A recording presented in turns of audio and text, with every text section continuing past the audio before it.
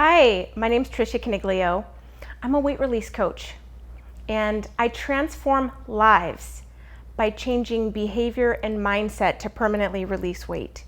So commonly the people that I work with are people who lose weight, gain weight, lose weight only to gain it again. And what happens is that the people revert back to their old behaviors. So they temporarily follow a specific diet in order to achieve the results and go back to their old behavior.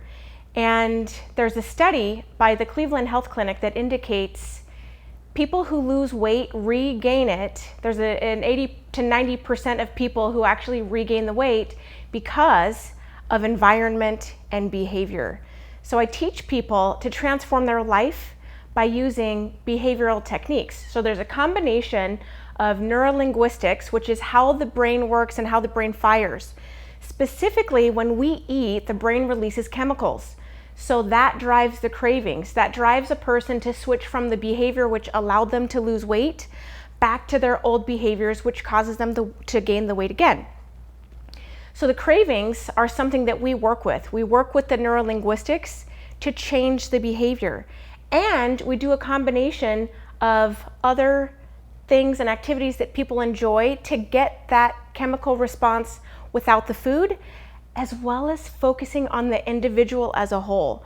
So something that's really huge that we often miss is the confidence to actually lose weight. So most times people have a belief that weight loss is hard, or keeping it off is hard, or even impossible. So these beliefs typically stem from something else within themselves. And oftentimes it's the confidence within themselves to actually stick to a specific lifestyle and stick to a specific behavior.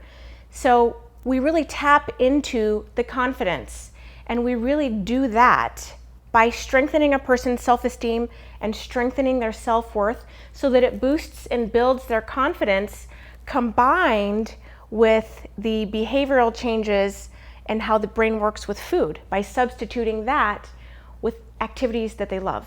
So the combination of the two, the combination of building a person's confidence as well as doing things that they love, promotes an actual transformation, a transformation that will last a lifetime, as opposed to doing something that's temporary.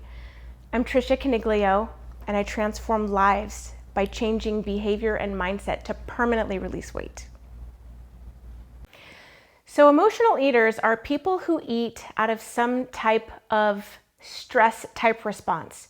It can be overwhelm, it can be frustration, it can be boredom, it can be a variety of things. Some people know that they do that. Some people don't realize it. Now, oftentimes people will tell me that I don't eat out of emotions. Typically, I don't eat all day long, but when I do eat, I either overeat or I choose unhealthy food items. So they still do this even when they have a weight loss goal in mind. And oftentimes people will still do this even when it makes them sick, even when they know that it makes them sick. So this is not eating intuitively. Eating intuitively is eating when you're hungry, stopping when you're full, eating things that are beneficial and healthy for your body and for your life. Yet there's something that triggers any one of us at any given time to eat outside of those boundaries. And when that happens, it's typically because we're avoiding something, or maybe we're disconnected from what our body actually needs, from what we need to be healthy.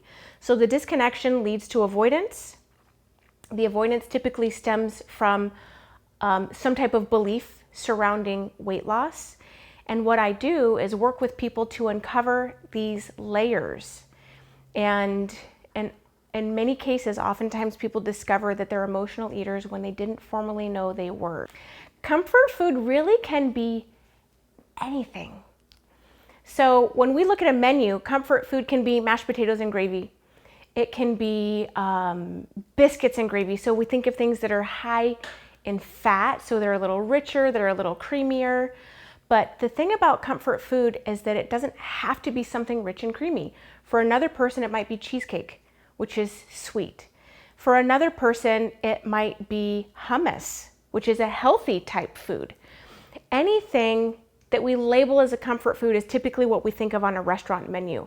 But in fact, when a person eats for comfort, it's to provide stimulation of the brain in order to bring a level of happiness to a person that they might be missing somewhere else.